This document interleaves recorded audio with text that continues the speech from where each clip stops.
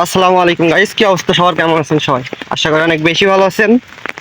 তো আমি আজকে বৃষ্টির ভিতরেই চলে আসলাম।